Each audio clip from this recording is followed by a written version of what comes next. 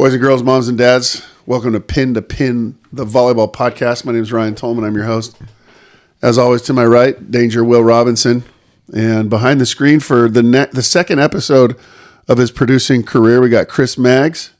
This is episode 19. We're talking about coaching feedback. Let's get the show rolling. There it is. Nice job, Chris. Thanks, guys. Nailed the intro. All right. So I guess we just follow the outline here. Will's drinking his coffee, everybody. If you can't see it. This episode is brought to you by Starbucks. Starbucks. There, we need some. Last one was Salad and Go. I know. We need more. We definitely need more. Next one will be Melon. We need more. And we got melon hats. Both of them are wearing. You won't see Chris, but Will's got his melon hat on. I probably could have worn mine. You could go get it. We're going to go through the outline here.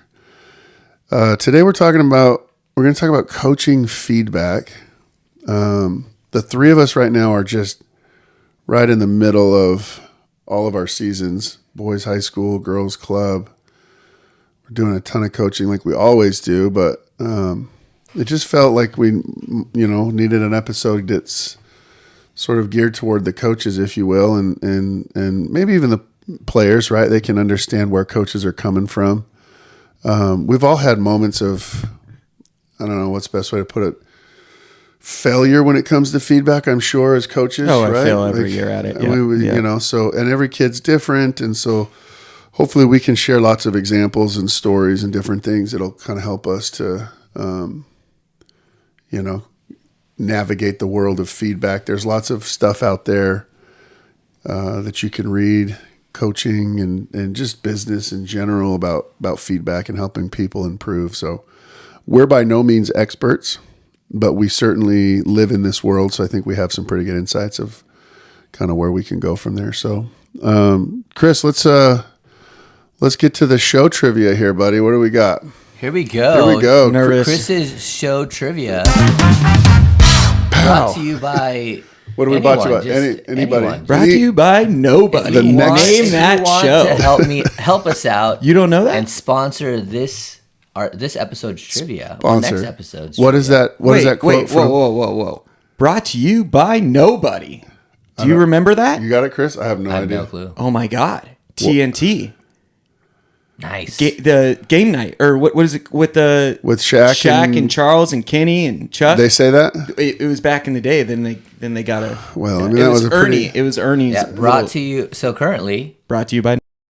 Time for EJ's Nino Saturday Night. presented by no one. That was a... Pow. Chris's show trivia brought to you by nobody. That was a pretty obscure reference. I'm sorry. I'm sorry. Get it. I'm shocked you didn't know that. I mean, I do like that show, but I don't know that I'm that involved. All right, so I have a What do you got, trivia Chris? question for you guys. All right. Did we have one last show? I don't yeah, even we did. remember. We did it. was It was the Libero rule. Oh yeah, but we didn't Libero. introduce the new one. We decided now we're going to do it all in the same show. Yeah, so, Correct. And I Got think it. that's fine. No cliffhangers. Okay, so perfect. since this is a volleyball podcast, we're all coaches here. Yep. One of Yep. my favorite coaches is Hugh McCutcheon. So here is a question about Okay. Hugh McCutcheon. Tell people where Hugh coached. Yeah, so where did... Oh, maybe that's the No, question. that's probably it the is, question. It is the question. Okay. But there's three answers to it. Uh-oh. 3. Where did Hugh McCutcheon coach before he became part of the USA men's program? I actually should know this. I watched a TED Talk with Hugh, and he talked about this, and I can't remember it. So, was he at BYU? One of the answers is BYU. He played at BYU, so he probably. I think he was coached at probably BYU. he was probably an assistant at BYU or something like that. Oh my God, I should know. So BYU is one of the schools. idiot. There's two more schools. Oh, So there's other places. I think he wasn't at Beach before. UCLA. Was he? No, he was not. UCLA's Oh, another he was answer. an assistant. There's Because he one was not more the head. school. There's no way. I mean, I've heard him talk about this. So UCLA, BYU, and then I don't think I'm going to Well, get the I other mean, one. he was at Minnesota, but that wasn't men's. He was took that on after. the men's program. Because he did, but it was a men's team before. No he was coaching. specification of It doesn't specify.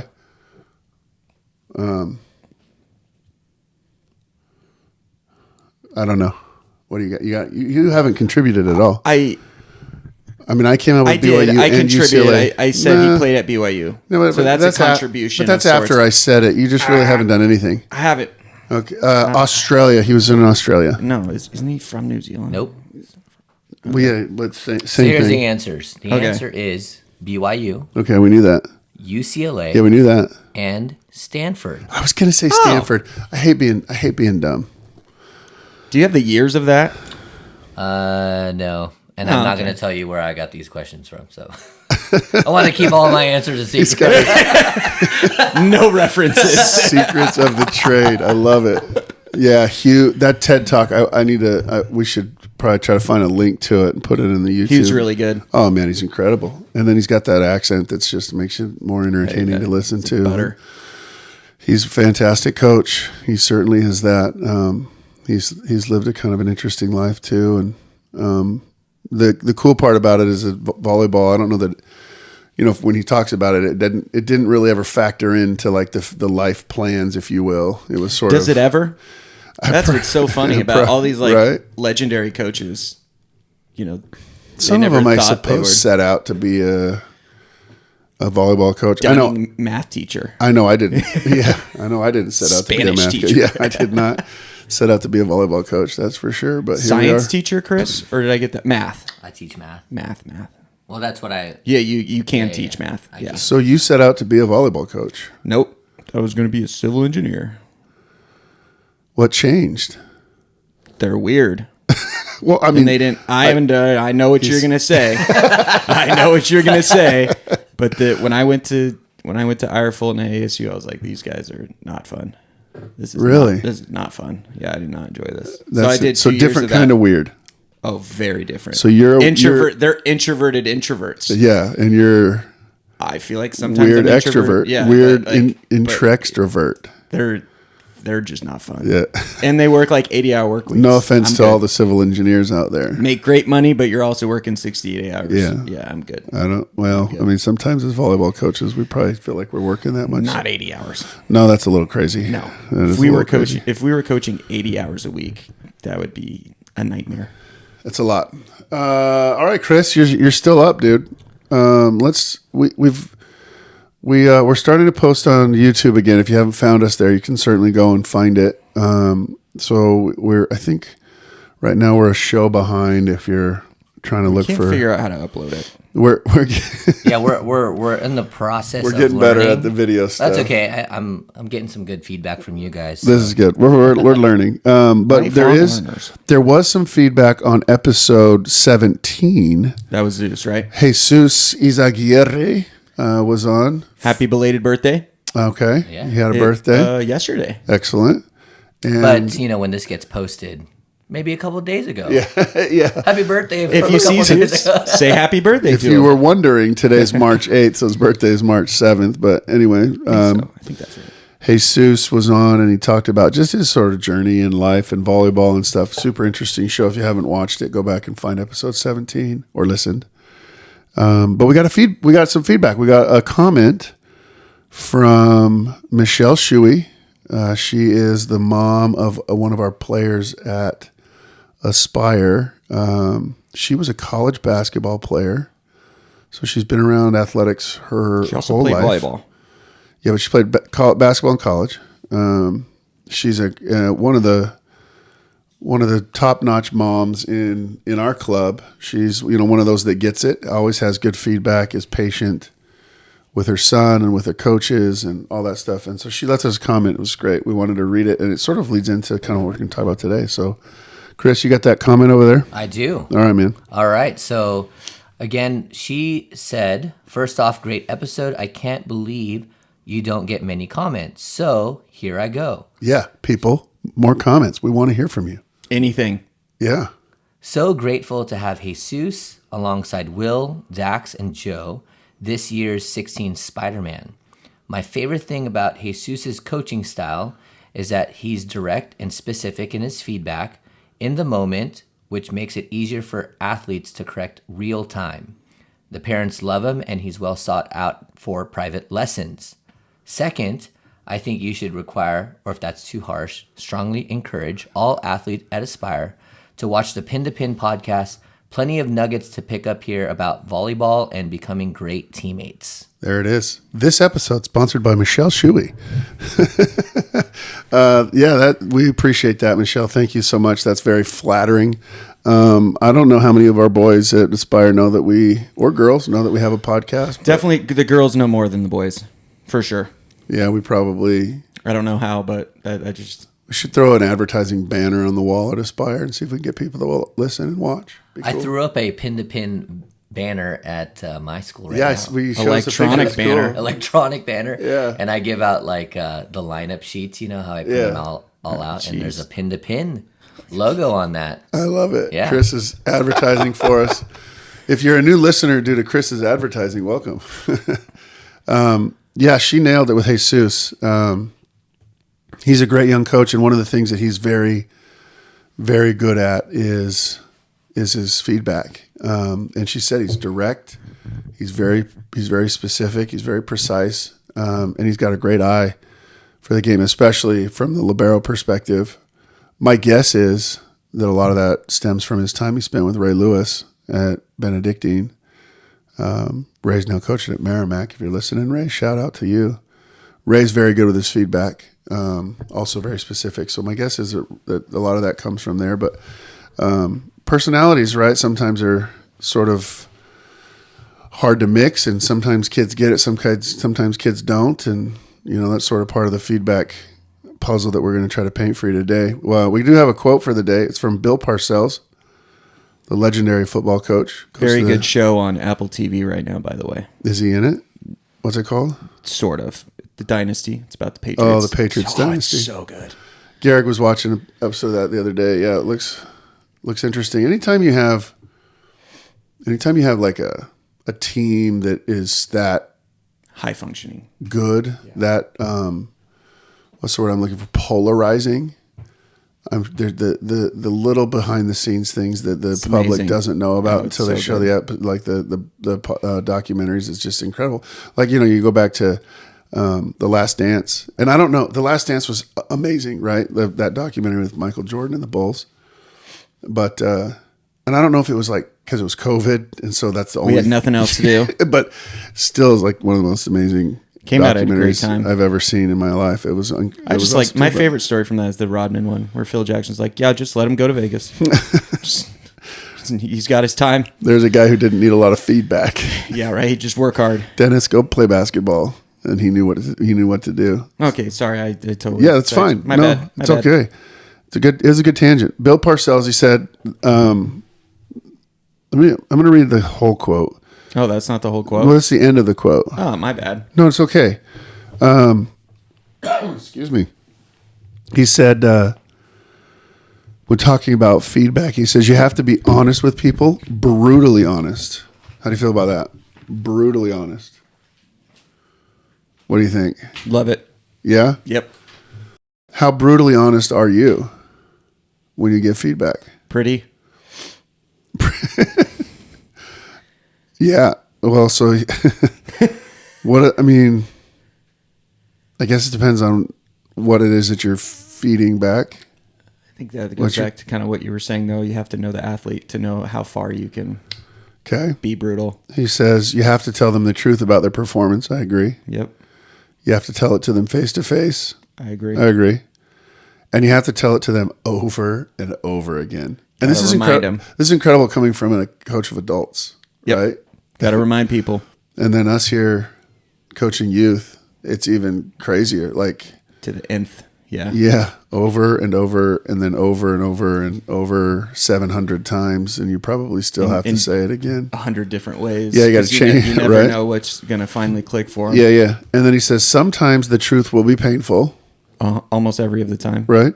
And sometimes saying it will lead to an uncomfortable confrontation. Depending on the person. He said, so be it. And then here's the quote that we had in the show today. The only way to change people is to tell them in the clearest possible terms what they're doing wrong.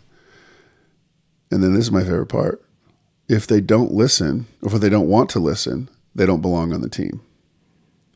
How cool would it be if we could just kick kids off the team because they don't listen to us? Our teams would dwindle quick. Well, guys, we got 4 for tomorrow. Can we borrow a couple players? Our libero talked back to me. He's gone. He's out. So then the tryout process would be like, are you going to listen to us? Yes. Do you listen Yes, and do you yes. not bother me? Right? It's crazy. So let's dive into it.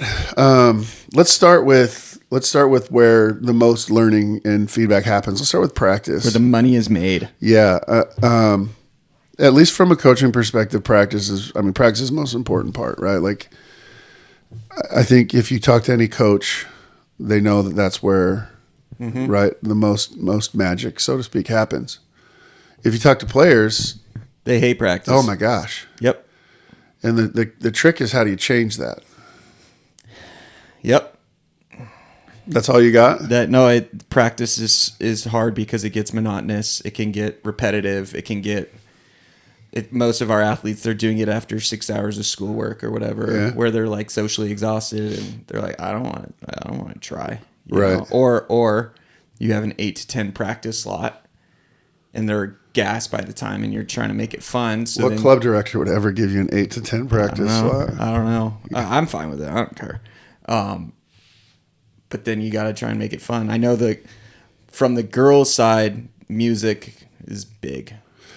I Yeah, I've can't noticed stand that. it, I hate it too. but doesn't matter what I think. Right. If the kids are better learners and they're working harder, having more fun, and practice is easier for them, sign me up.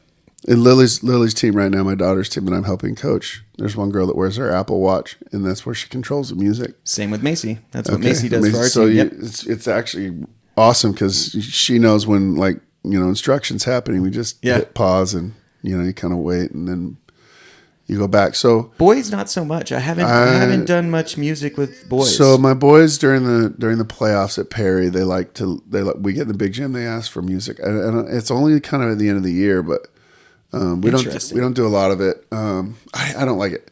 It's too loud, and I like to give lots of feedback. I like to make sure my kids are getting some sort of feedback on almost every play, especially early on in the season when they need it most, right? And they're young and they're learning and all that stuff. It's important that they hear what it is that they need to be doing. They need to be doing better, and then on top of that, and then hearing when they do it right. And I think that's where a lot of coaches miss the boat, right? When you finally do see the kid do it right, you have to praise them. You have to tell them that they did it right. Yep. Even if the result is negative. Yeah. Right. Exactly. You did it right. I don't care what happened after that. But if you're working on footwork or whatever, well, your feet were great there. That's hard to do though. Yeah. And then it's hard for a young mind to be like, wait, that I'm confused. I didn't get the ball over. Yeah. Why am I getting praised? And then so you got to train the correct way to think about process over result, that kind of stuff. Oh, well, you sort of mocked it there, but you're not wrong. And I talk to my boys a lot about that sort of mindset stuff, and that practice and feedback isn't personal. It's not an attack. It's not, I'm not here to drag you down. I'm here to make you better. And I think that the more you discuss that sort of thing, the more you talk about it, the more you address it, I think that then becomes natural.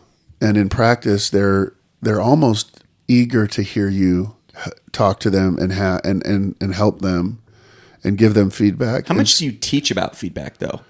Not literally the feedback, but teaching the athletes what feedback is and how they should communicate with coaches. Do you like ever bring your team in and be like, hey, if you don't want feedback during practice, let the coach know. Or if you want a ton of feedback, let the coach know. Or are you focusing on something specific today that then I can help you with? We do that. Yeah. Okay. No, I mean, everybody's different. I don't care if they don't. I don't want to know. I don't want them to have the ability to say, no, I don't want to hear your feedback. So that's why I don't give them that choice. Like, I'm giving That's it fair. to you whether or not you That's want it. fair. So, but what I do love, and I'm not great at this. I need to be better at it. I know you guys are really good on the whiteboard. Very. Chris, especially over there with some of his stuff. I'm just messing. Will's very good on the whiteboard too. And something I've been talking to I my took boys that about. personal. I know you did. I could see it in your face. Is every day writing down a specific goal that they have to get better. Like today, I'm going to, and we verbalize it a little bit with my boys at Perry right now. I'm really speaking specifically on that because that's kind of where my mind is. But today, I'm going to work on, getting my hands in the right spot as a setter and having a good release or whatever. It's awesome to have people have them write that down. And you guys do that on the board, right, Yeah, Chris? we do a version. We don't. I want to shout out to Will, who's my assistant coach. That is me. We That is me. I'm introduced sitting it up. we introduced notebooks this year. We did. And Love a one of good journal. Can you share the type of stuff that we have our team write in the journals? Yeah, because journals are just a form of feedback, right? I mean, it's just Absolutely. yeah. Think about. Life goals. That's what I was going to So say. I think it was the Rachel Martinez group. I think that's when I started it. Okay. I think. So they're it was sophomores when in they were college now. 17s. I think it was when they're 17s, and I was just like, "Oh wow, this works." And it's life, so it's an acronym. What did you learn today? What are you improving on? An intangible and a skill that you're improving on. What are you actively focusing on? And then, what did you enjoy? Learning, improving, focus, enjoy life. Yeah, life. And it's easy to remember after. And do you do that every day, every practice? As much as the athlete wants to do it. Like, So it's on them. yes. Put guys what you don't. put in, and we do not police it. You don't police it. We can. Are they doing it?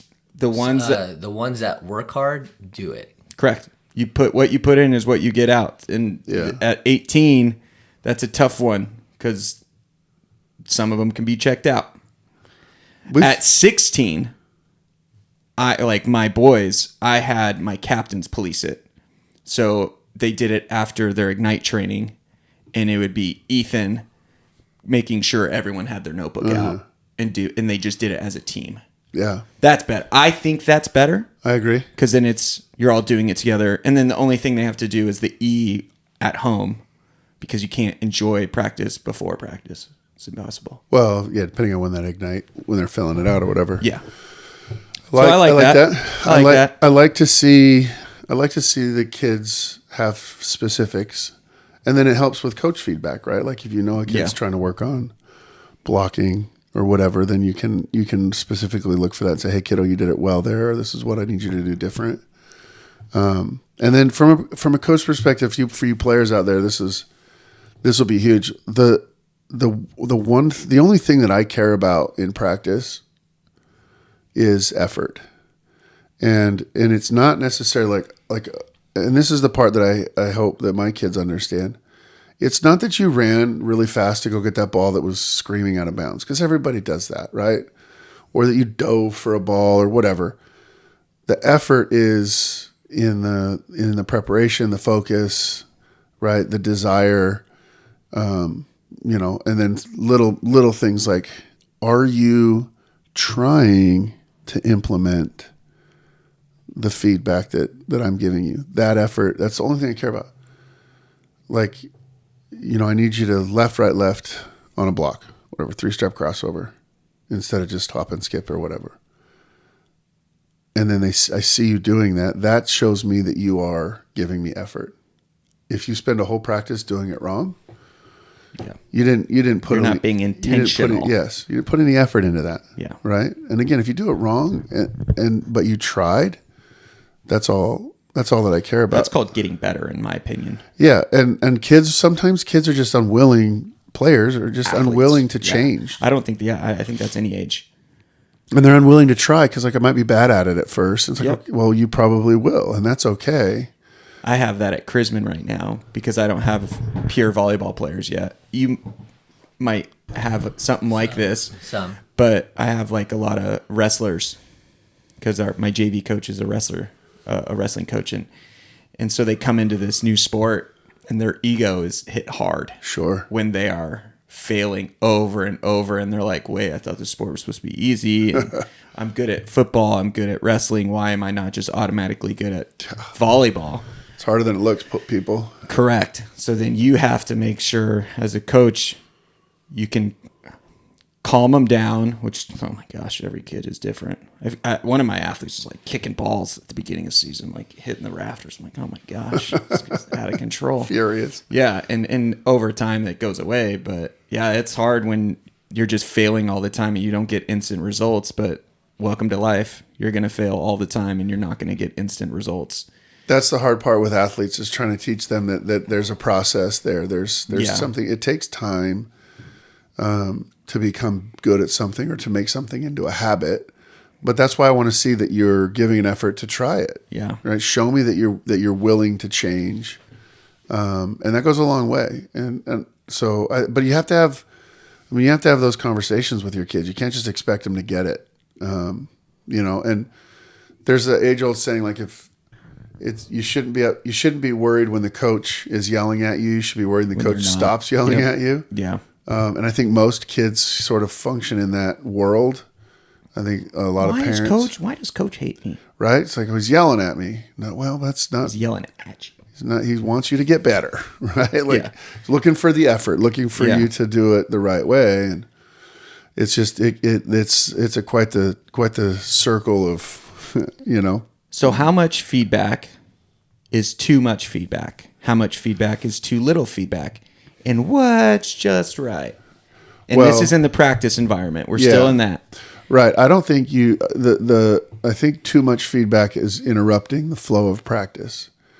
Yep. I've been on a coaching staff where every ball we're stopping. Right. And if you're giving really, really specific one-on-one feedback, you got 11 players standing on the court waiting for you to get past. And then they're going to start dancing if, then kicking they get balls, off task. Yeah, whatever. Yeah, exactly. That's why it's kind of nice to have extra players so you can just pull them off. Right. Boom. No one's being interrupted. Throw them back in. Yeah. Yeah. But if you're at a club environment where you only got 12, it has to be quick. So do you think it's just, I think it goes back to the relationship you build with the athlete. For instance, one of our athletes, there's times Tanner, Chris. Okay. Yep. Okay. You usually look at me when I'm talking to you, but it's fine. Well, yep. I have computers. Yeah. Computers. I'm too short. Assume he's there, Will. So Tanner, there's times where she's like, "Don't coach me." I'm like, "All right, that's fine." But then there's times where she's like, "I need you to like overcoach me." So I think you got to just know what the athlete needs. You got to know what the athlete can take. Yeah. Because if they have literally a learning disability, you can't you can't mess with that. Right. Yeah. So you got to be really simple. Simple. Uh-huh. And then if they make a mistake on something else, you can't give them feedback on that because then their brain's overloaded. Right. I was just working on that one thing, coach. Now you got another thing coming in. And that's where I think feedback gets tricky, is when you're in a skill like hitting and maybe you're talking to a 12-year-old and you're teaching them footwork, but maybe their arm work is just horrible. Doesn't matter. Got to get the feet right first. Yeah. If it's Hugh McCutcheon, full circle here. Yeah. You got to work from the ground up. Uh-huh. And he's like, you can't worry about hand to ball contact before your feet are right. So I think it goes back to the athlete. I think you got to make sure the athlete and you are on the same page. Yeah. I think going to the athlete before practices and being like, hey, this is what my eyes see during matches. What do you feel? What do you want to improve on? I think it's a discussion. Well, and that leads me to my next question is the actual question part of feedback. A lot of coaches, and me included, like to give feedback with questions. Yeah. So what do we call that? I don't. Well, it's called guided discovery. Guided discovery. There it is. There it is. At least that's what I was taught. Sure, I like that phrase. Is that what you were taught? What a buzzword. Yeah. No, that's great. It's a buzz phrase. What a buzz phrase.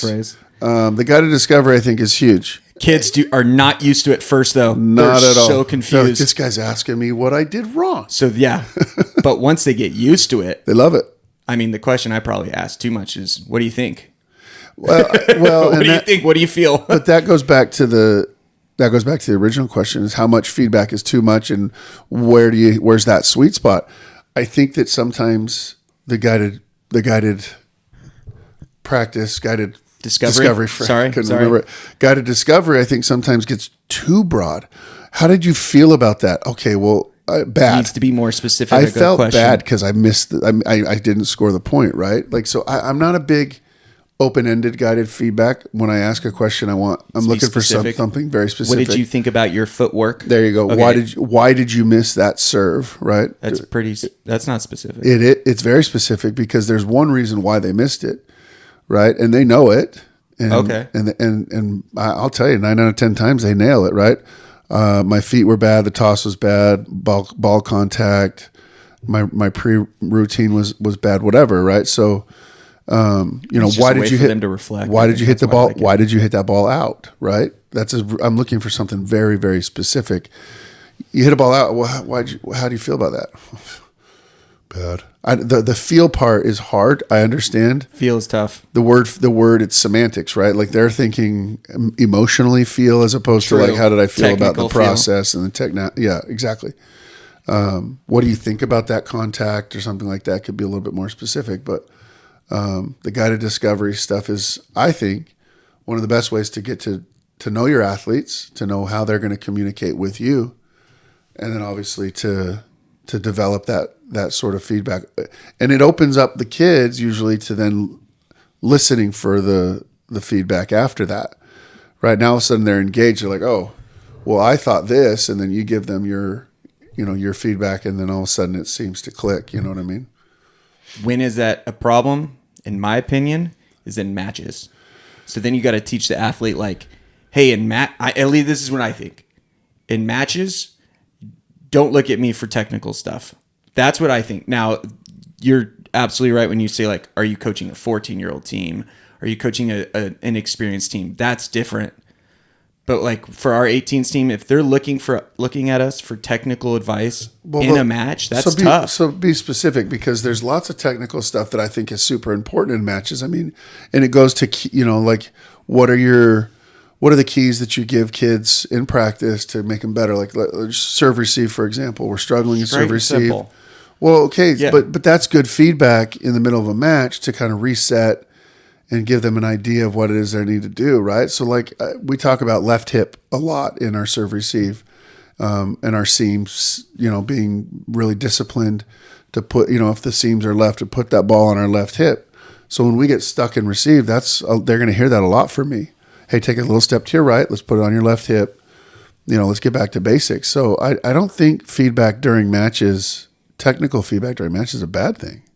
I don't think an athlete should be looking over after a mistake.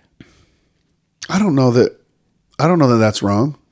They're looking for help just like they would in practice, right? So if you create that environment where they're looking for feedback in practice, they're certainly going to want the feedback in a match, because now it matters. Correct. But the whole point of the feedback in the practice is so then they know what they do wrong right away, and they don't need a coach. Well, yeah, but they're not going to. I mean, that's why they make mistakes in matches, right? It's not like all of a sudden they're perfect athletes when the match they're rolls not. around. No, but I think who you are on a match day is who you are. No, not at all. I totally disagree, Chris. You're going to have to break this tie. Yeah. Well, here's the thing. I believe that in an organized sport such as ours, He's beating around the bush. You got to find a way to get your kids dialed in. So, Okay. like if I'm giving blocking feedback, right, I'm gonna give a technical thing like, hey, you're reaching over when you don't need to be reaching over. Let's make sure to get our shoulders square. Yeah. And we're low and pressed over. Yeah. Right. So that's like if you're talking about in a tournament or in a match, like that's the type of feedback I'm getting. I like the, hey, get the ball on your left hip. Like we're not getting dialed in because So Will, he's with me. You lose. We're not seeing it. If I could high five you, if you were closer, we'd totally do like a high five thing right now, because I think you just got outvoted. But if That's fine. But No, if it's not. you are in a match and you're looking for feedback as an athlete, Now he's on the fence. I think you That's should a dangerous I game. think you should be on the bench. I know, that's but I a totally dangerous because you're not executing in the moment. No, I totally disagree.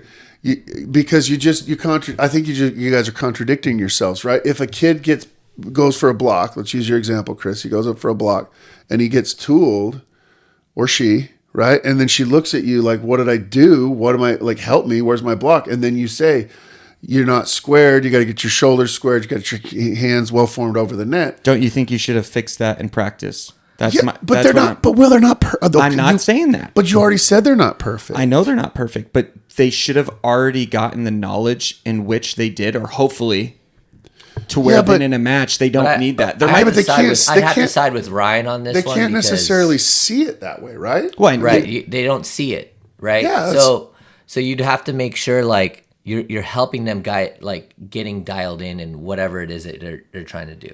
Right. I think you have to give match feedback. And if you just hope that the kid figured it out in practice, I think you're dreaming. No, it's not hope. It's you've talked about it in practice. 100 times, but they still Yeah. need you to help them in a match. The other thing too, like we're in a field where learning has to happen, whether if it's in practice or in a match type of setting, right? Yeah. So feedback, like or executing those skills in a practice is completely different than in a match, because you're playing against equal or even better teams, whereas in practice it's like you're playing against, all right, Well, you're it's comfortable. you're really Yeah, you're comfortable. right? So I think that type of feedback when Yeah. it matters. I think this is what important. this is the point where we need to learn, number one, how to upload to YouTube, so then we can hear what people think. Because I'm fascinated by this, because I hear it all over. At what level, though? I don't think At the prep level, at our level, 18s, 16s, 14s, whatever we're coaching, high school, I don't think any of those kids should go a match without getting feedback. I agree. But it's not going to be every play like practice. It's not going to be. I don't want my athletes looking over at me. Not at all. After a mistake. But not. I mean, That's dangerous. Well, if you're then That's a dangerous then I it don't know goes- that it is. I think Then it it is. goes I think it's into horrible. when in a tournament is too much feedback. Exactly. Now is your Now we're practice- playing two games. Right. We're playing against the opponent, and you're playing against your own form, and that's where you get in your own head. I think there's a happy medium. If you're Does a giving golfer too think much, about their yips? Like, come on. if you're giving Well, too but much that- feedback in practice or in a tournament, did you give enough in practice? kind of That's thing? where I'm at. But I think you're wrong. A golfer does think about their yips. Why did I not hit that ball where I wanted it to go? And they got to work through all of their mechanics to figure out exactly what spot it is that they screwed that one up. So don't you think, though, that's a problem within their own reset? Not at all. Don't you think then they need to have better resets with their nervous system, their mind, to then where they just get external and they're not worried so intrinsically? Well, I mean, golf is a whole nother topic. Form is form. For another day, but no, I don't think so. Not at all. I think that the mechanics. I think you have to work through why you messed that one up, whatever it is if it's something mechanical, and it can be fixed, because you don't want to go. I think there's always you don't going to wanna be a go big from- rock in which why you're Well, screwing but you up. don't. Not necessarily, but you don't want to go from one go back to golf from one shot to the next and still have the same mechanical flaw in your swing and end up with another bad swing. So, but from one shot to the next, you're hoping to fix it by analyzing what it is that you did wrong. Your swing coach, your caddy, whatever, is going to help give you feedback as to what you did wrong. Same thing if you're in serve receive and you've now shanked a ball, right? And you're looking for feedback, and your coach is like, "Well, figure it out. I've told you in practice how to do it." Well, that's not feedback. Well, but you just said it. I don't want them looking at me every play. Yeah, but I'm not going to say that to them. Like, figure it out. Like, Well, but okay, so then you're giving feedback in a match. but it's not going to be every play.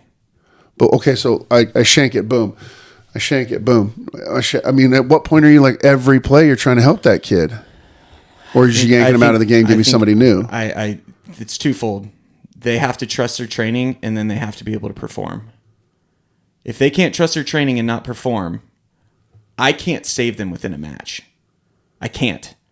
Like, shooters shoot. Do you really think Steve Kerr is giving form to Clay and Steph and those shooters? You're No. talking about professional adults, Will. I honestly think it's all relative. You've It's heard not- me say that. It's all relative. It's completely false. It You're talking about professional adults who their singular focus, but their skill can still fail. their singular focus is their sport. these kids, you already mentioned it, they got 6 hours of school, they got this and that going on. And all Their of a skill sudden can now, still fail.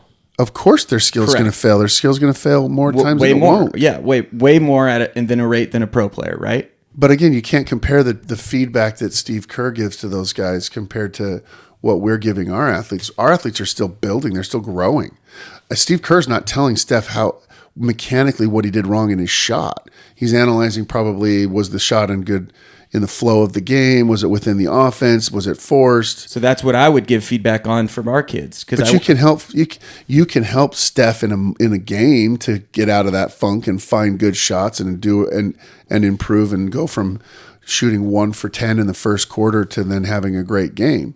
So you can save kids in the middle of matches. I agree. By fixing them. You just said you are you sure you're listening to yourself? Yeah, no, I just think there's times where coaches are like treating a match like practice, and they are coaching every play, like feedback on every play, and I don't think that can work. I don't think that can work. I mean, I don't Like where you're bouncing around to each player, and you're giving feedback like you're in but that's practice. impossible. You're not going to Well, get no, you every. see it. You're not going to get You every see it. single player. Well, no, but you know what I mean? Like player makes a mistake. Okay, now I'm going to give feedback on that. Okay, Yeah. player makes a mistake. I'm Yeah. no. Yeah. Why can't your players just play? Because they need help. That's why you're there. And I will give them help. But it can't be the whole match. It can't be the whole tournament. I can't believe in that. Oh, well, that's where we disagree. Yeah. Because I give plenty of feedback on every play.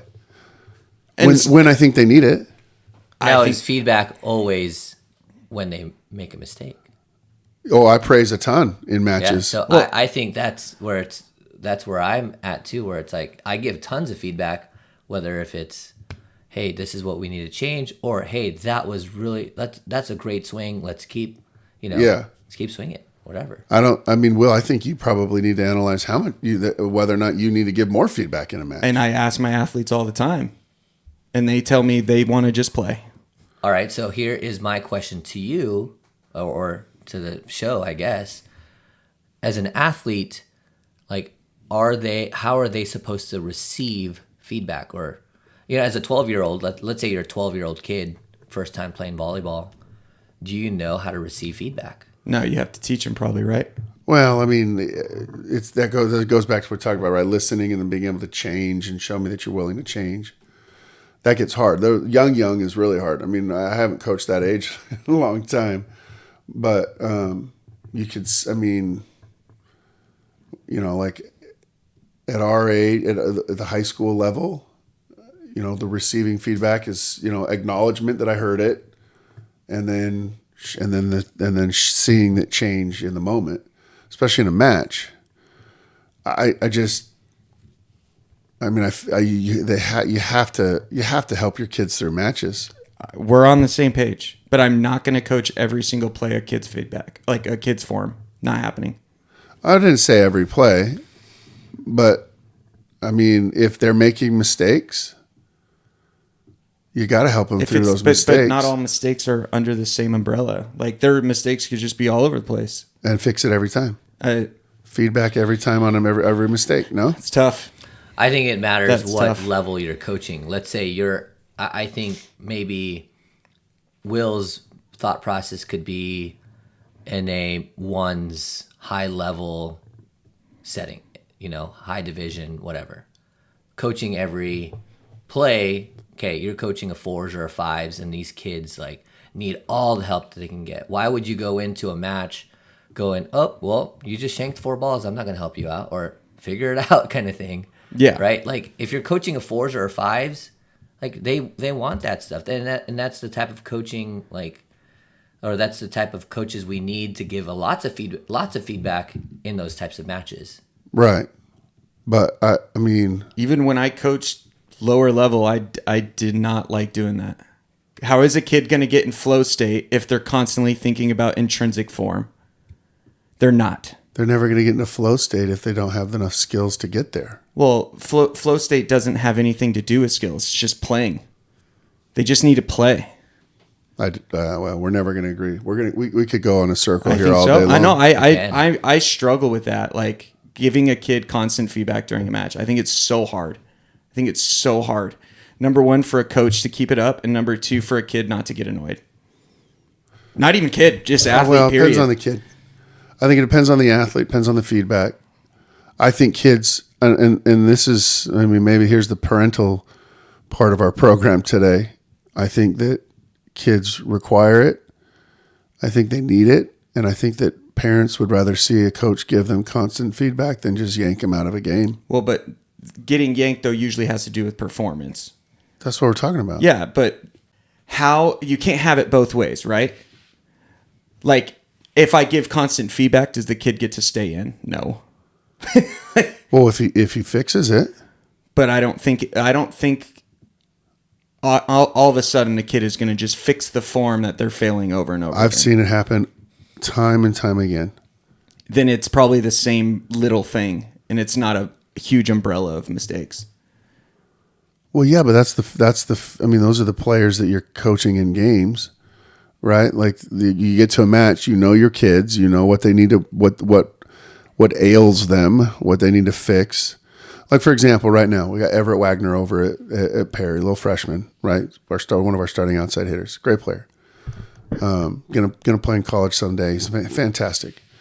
It's very rare you get a starting outside hitter as a freshman in high school, right? Correct. So Everett Wagner, one of the little things that he struggles with is transitions.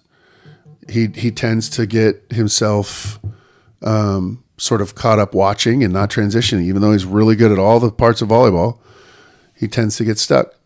So in matches, when I see him not transitioning, or when he makes a mistake and he doesn't have enough, a great approach, and he has a hitting error, whatever it is, hey, you didn't transition right there. You need a transition. So just last night, he got stuck with a step close on a high out of system ball, and he hit it out. And I said, Everett, I need you to transition. And then his last two sets of the match were phenomenal. His transitions were great. His offensive efficiency went up, and he helped us win the match. That's saving a kid with feedback. I could have easily yanked him out of the game, put him on the bench, put someone else in, say, hey, you didn't transition, you hit that ball out. I think that makes sense to me, because it's the same thing. Like it's a big, it's not like it's not like his attacking overall is just failing. It's a little thing, a part of attacking. But that's every skill, though. Every mistake that happens in volleyball boils down to one tiny little fundamental thing that they did wrong, especially if you get to the higher levels. Yeah, but sometimes it's multiple things failing. Well, and sometimes it's just the ball was hit really hard by the other team and you missed it. Yeah, sometimes they're just better. Well, right. So Yeah. not every mistake requires the feedback. I also think, though, as a head coach, I have to worry about managing the match more than technical feedback. So, like, when I'm coaching with Chris, I have no problem giving those little experts, little things, no problem. But as a head coach, I can't worry about all that. I just can't. volleyball's too fast for you. No, that's not what I'm saying. I have bigger priorities. Like what? Like seeing the flow of why we're losing, and not just a little fundamental flaw that I need to be fixing in practice. I think Will needs to learn how to multitask. I think Everett needs to learn how to transition in practice. Of course he does, but So that that's what I'm doesn't. saying. But he's never going to be perfect at it. So why can't I remind him of it? That's fine. But I think it goes back to practice. Like, if you're not fixing those mistakes in practice, don't try and coach him in a match. But if that's what you're working on in that's practice, where you're applying it. You're applying it in a match. So to be able to fix it, I actually think giving a kid feedback in a match and having him succeed at that, having him feel success, goes so much further than if he fixes it in practice. I guarantee that Everett got better at volleyball yesterday because I gave him feedback on his transition, and he ended up having a lot more success after that because he transitioned well. That went way further than fixing it in practice. Now, would I like to see it continue and not have to talk about him anymore? Absolutely, but that's part of volleyball, right? If he wants to get to where he thinks he's going to go, he needs to fix those in practice. He needs to the transition needs to be perfect. But the learning that happens when you succeed in a big moment, in a big match, far outweighs the learning that happens in practice. I agree. because that's where you're going to get more. So give feedback in a match, Will. It's not. I never said I'm not going to give feedback in a You match. kind of did. No, I You said I'm not going. You're like, I rarely give feedback. I don't believe in that. When I edit this, I'm gonna just cut out the soundbite. Just bleep What? it in And there. then just put it in there and be like, "Hey, let's." So did Will say this? What did And then- Will say? And then it goes back to it right now. In matches, don't look at me for technical stuff. I'm not going to coach every. He's a big picture guy. Why are we losing? Because your fundamentals need fixing in a match that you're not fixing. I'm not you. If you are trying to, I don't know, man. I've won plenty of big matches. yeah, because you have skilled volleyball players. who also get fixed during matches. You're trying to tell me that I don't coach my kids? You just chalked up all those wins that I've had all these years to No, skilled because volleyball they're- players. Who skilled them? Oh, well, I mean that's a loaded question. Okay, That's a but loaded I had question. part to do with that, right? 100%. Okay, all right. And part of that is the feedback that is given in matches. So you just said you don't think it could work, except that I've done it and I've seen the results, right? I think my career speaks for itself. I agree. No, dude, I'm not saying it's Okay. not, I'm not saying it doesn't work. I'm saying I don't like to do it. Didn't he just say it didn't work? It We doesn't. got to go back and see it. Yeah. We're gonna go back. And gotta go back. This is where I'm gonna put it Absolutely can in work. right here. If you're trying to fix fundamentals for every player in a match, during that match, I don't think it can work. It absolutely can work. I still don't like it for my athletes because I want my athletes to play the game. They need to know how to play it the right way. Here we go again. Circle. There- Hey, yeah. you know what? This has been a very spirited conversation. We've actually talked many times on this show about trying to have these types of conversations You have. where we kind of get into it a little bit because that's Yeah. who you and I are. People don't necessarily know that that's our relationship. Like Will and I hash stuff out like this all the time. Feelings are never offended. Nobody ever leaves upset. We talk to each other the next day, right? Some people are like, oh wow, they're mad at each other. No. This is the best part of our friendship. I think is the ability to have those conversations in those Well, moments. especially because the age and be gap, real. too. Like, Yeah. like you know way more than me. Well, it's because I'm old.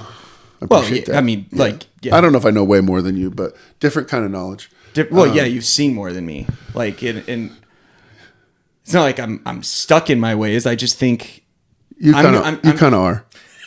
no. Chris, what do you think? Fixed or growth mindset Dude. over here with this guy? He's definitely stuck in his ways. He's a fixed growth mindset. It's like Yeah, it's a a combination fixed of the growth. two. It's a hybrid of sorts. When Will discovers it on his Hybrid own, mindset. he'll grow. It's a hybrid of sorts. I put myself in my athlete's shoes. I don't want my coach coaching me in the middle of a match after I'm making error after error after error. I don't. But once again, it goes back to the athlete. Gotta know your kid. Sure. Gotta know your kid. Sure. I just don't think that is a blanket statement for coaching Well, in okay, general. so- Like we should be coaching every error. So let me just put it this way to you. I got another anecdote from last night. I got this kid named Ben Bray. Ben's great. He wants to be on the podcast someday. I told him if we won state championship, he could be on the podcast. Okay. He's a senior. He's going to GCU next year. He's a committed athlete. He just moved from California.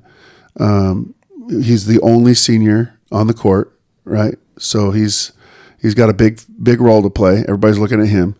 Last night he struggled, making just uncharacteristic errors. And at one point, and I don't coach, I hardly coach him on those. Like he'll figure it out. He's been around for a long time. He knows what he's doing, that kind of stuff. And then he finally looked at me and he said, "What am I doing?" Right? Like, "Coach, help me." And I walked him through a couple of things that I saw. And then once again, he turned himself around and he had a great set 3 and 4, and we ended up winning the match. Sign me up. That's different than coaching a mistake for every play. Right. He came up to his coach and said, "Coach, I need feedback." And you gave it to him. Right. What? But we fixed it. Correct. That, yeah. I Good wonder for him. I wonder if I had given him feedback on the first one, if he would have fixed it on the first one. No idea. But that goes back to, was he willing to receive feedback in that moment? Not everyone wants to receive feedback, dude. Yeah, but they should learn. They should learn. You're Growth right. mindset. They should. But like me, humans get in their own way. Well, that's what coach's job is, to get them out of their own way. And most And of if the you're just time, letting them play, but most of the time, a person is not going to want to learn until they want to learn. then that's when they go to the end of the bench. You're Why are not you going even- you're not why- going to bench Ben Bray. Why are so you even playing that kid? If you're he's not benching Ben Bray. Well, he wanted to learn. Yeah. So were you not coaching him before that? No, you were. Was he making those mistakes? Yes. And then when it changed is when he was open to it, and then you guys had like a real big powwow. Yeah, I suppose. I think that's totally different than coaching right after a mistake. You probably did that in a timeout scenario, right? No, it was in the middle. It was right after the last mistake he And made. you had like enough time. Yeah. Well, Damn. he was passing in row 5, and he looked at me, and I gave him something quick. It's not a lot of feedback. It's in the middle of a match. It's quick. I mean, feedback shouldn't be a lot. Like it should be quick, concise. I just think we need to give more in matches. I think you need to give more in matches. I give tactical feedback all the time. Technical, it depends on the kid. Same thing. I think it's They're not semantics. the same. No. Tactical and technical are very, Hey, we agreed on something. No, they are not. very, very, very similar. No, tactical Okay, and technical are two different things. I could argue that and win again. Okay. How many arguments have I won today, Chris? Like Oh, 3 or dude. 4, right? Maybe like 3. on a Okay, roll, next bro. podcast, I will have an argument score sheet. Actually, next podcast, we have a very high level player coming on, and we're going to talk to her about this. Yes. Make a note. Yeah. Episode. Because I want to know, because she went through the why, and then she, she went. We'll through the learn all of pipeline. that. Yeah, Yeah. yeah. And I want to know what she thinks. Yeah. So episode 20, Presley Anderson, assistant coach at ASU, going to come join us. We've set that one up. You guys, there's a little teaser for the future. So you're going to want to tune into the next episode when that one drops. She's incredible, high energy human being. It's going to be awesome. We're super stoked to have her. So, hey, good conversation about feedback. And she just got into coaching too. She did. So well, she, not just, but like a few years ago. Yeah. So she's got some really good, she'll have some good feedback for us. She'll hopefully have some good anecdotes for other coaches. And, hopefully everybody gained a little bit of perspective, and maybe you can, come up with, if you're a coach out there, you can come up with sort of your own style of feedback and what it is you're looking for and in a match and in practice and all that stuff. So thanks for tuning in.